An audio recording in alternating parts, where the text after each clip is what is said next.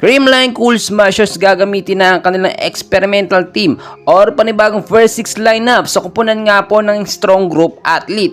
And bago tayo magpatuloy mga kaibigan, please don't forget to like and subscribe and always pahit ng notification bell. Maraming salamat po. Well mga kaibigan, makikita po natin ngayon ang panibagong sistema ng Creamline Cool Smashers sa pamumuno nga po ng kanilang panibagong star player na si Bea De Leon.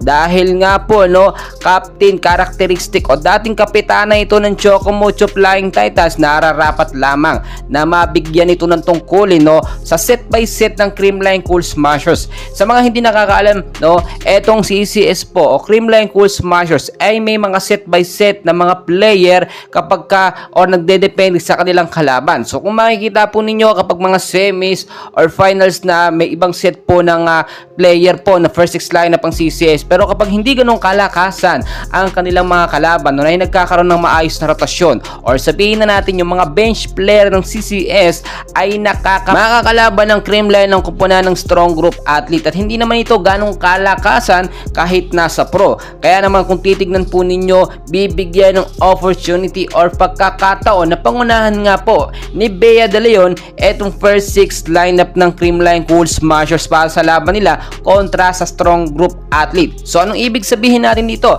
Posibleng hindi palaruin ng ibang star player po o yung laging nasa first 6 lineup ng Creamline, which is si Alyssa Valdez, Gemma Galanza at si Tots Carlos. Sa dami po ng magagaling na player ng Creamline ay siyempre marapat lang o dapat lamang mabigyan ng highlights ang ibang mga CCS player. Ganyan po kaganda ang sistema ngayon ng Creamline Cool Smashers. Kahit loaded po sila sa magagaling na mga player, lahat po yan nabibigyan ng playing time at magagandang highlights dahil na rin yan sa sistema ni Coach Sherwin Menes. Kaya nga po hindi na nakakapagtaka, kaya gusto ng mga player dito sa Creamline ay dahil nga po sa napakagandang sistema. Walang tapon po sa mga player ng CCS. Kahit sino po pwedeng pumalis sa mga posisyon basta mabigyan lang sila ng maayos sa training at practice. So inaabangan natin na mas malakas ang depensa na ito nga pong panibagong experimental team or first 6 lineup ng Creamline Cool Smashers. So napanood nyo sa huling laban ng CCS, talagang may gigil at hataw na hataw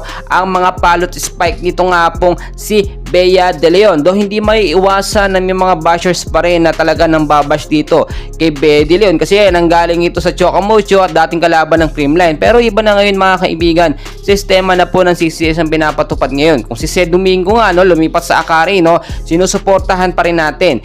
At ito si Bea De Leon, dapat lang o nararapat lang suportahan. Nasa Creamline na to mga kaibigan. Yung sinasabi nila dati mga issue kay Bea De Leon sa Chocomocho, wala na po yun mga kaibigan. So mag-focus tayo yung sistema ng CCS ngayon, ma-adapt na po yan ng lahat ng mga team. Dahil nga, kung ano man yung experience ni Bea De Leon sa Chocomocho, ngayon po nasa CCS na siya, yung experience naman ng Creamline ang kanyang mararamdaman. Well mga kaibigan, patuloy ko po kayong i-update, and please wag na wag kakalimutan mag-like and subscribe for more PBL and Creamline updates. Maraming salamat.